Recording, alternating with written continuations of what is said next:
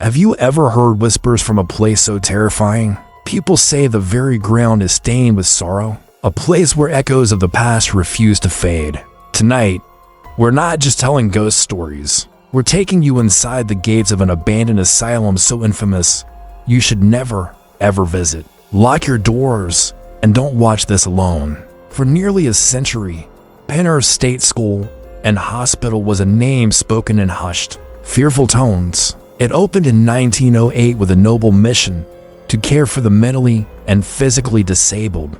But what happened behind its locked doors became a national scandal, a true-life horror story of neglect and cruelty that has left an indelible scar on the land itself. The sheer volume of human suffering that occurred here is staggering, and many believe that this intense, negative energy has permanently imprinted itself onto the very bricks and mortar of the buildings. When Pennhurst was finally forced to close its doors in 1987 after decades of lawsuits and public outrage, it didn't just leave behind empty halls and decaying structures. It left behind a legacy of pain, and according to countless paranormal investigators, maintenance workers, and thrill seekers, it also left behind the spirits of those who suffered within its walls. One of the most active and terrifying buildings on the Pennhurst campus is the Mayflower Hall. This was a place where some of the most severely disabled residents were housed, often in deplorable conditions. Visitors today report a heavy, oppressive atmosphere the moment they step inside. They speak of the disembodied sounds of children crying and laughing, echoing from empty rooms. A common and deeply unsettling report is the feeling of being touched by unseen hands. Small, cold fingers are said to tug on clothing, and some have even felt a distinct push, as if being shoved by an invisible force. One paranormal team captured a chilling EVP electronic voice phenomenon of a little girl's voice, clearly whispering, "I am scared." Even more disturbing are the full-bodied apparitions. A spectral nurse, often described as having a sad or angry expression, is frequently seen gliding down the long, dark corridors, forever walking her rounds. People have also reported seeing shadowy figures darting between rooms, too quick to be identified but leaving behind an undeniable sense of being watched. Then there's the Quaker Building, a place with an even darker reputation. This was where the most violent and aggressive patients were kept, often in isolation. The energy here is described as hostile and aggressive.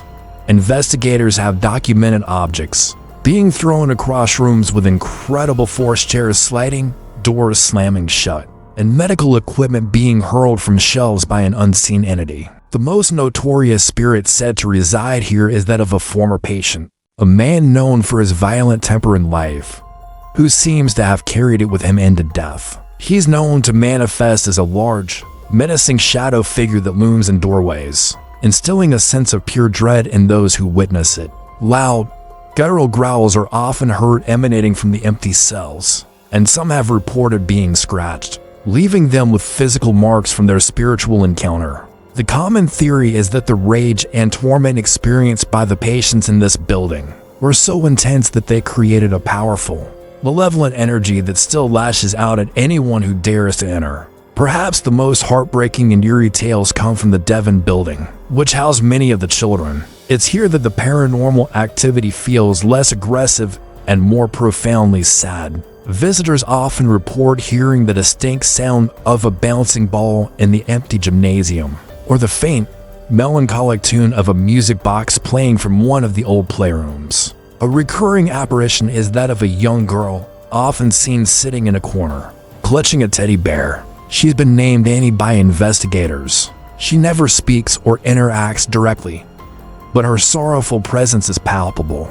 People who see her are often overcome with an immense wave of sadness, as if they are feeling the loneliness and despair she felt in life. Another frequent report is the sight of small handprints appearing on dusty windows and mirrors, only to vanish moments later. It's as if the spirits of the children are still trying to reach out, to play, to be seen, forever trapped in the place where they were so tragically forgotten.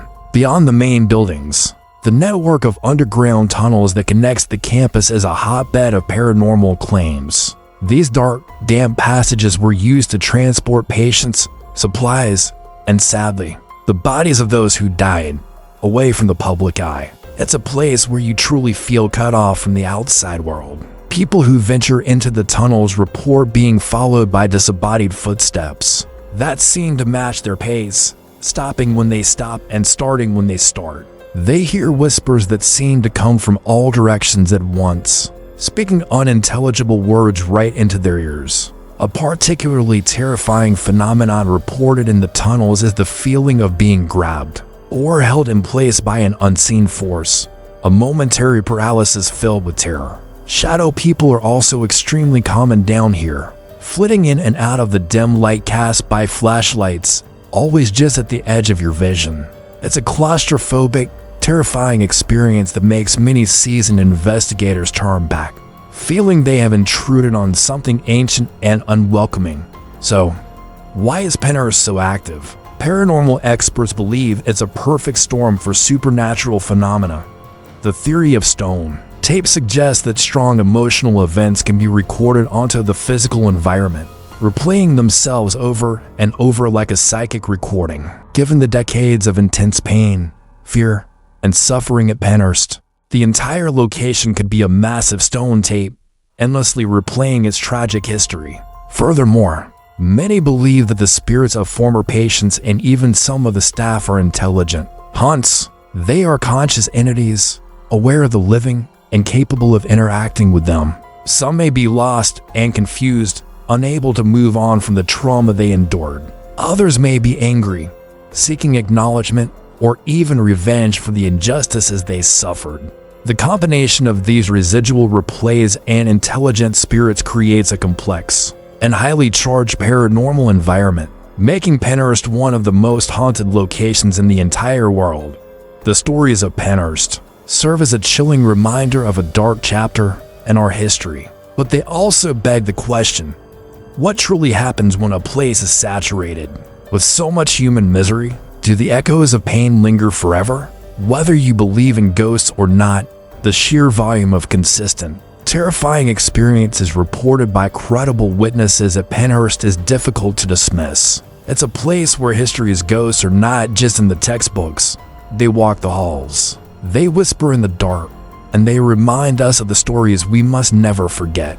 The asylum's gates may be closed, but the spirits within are said to be waiting. Thank you for joining us on this chilling journey into the supernatural.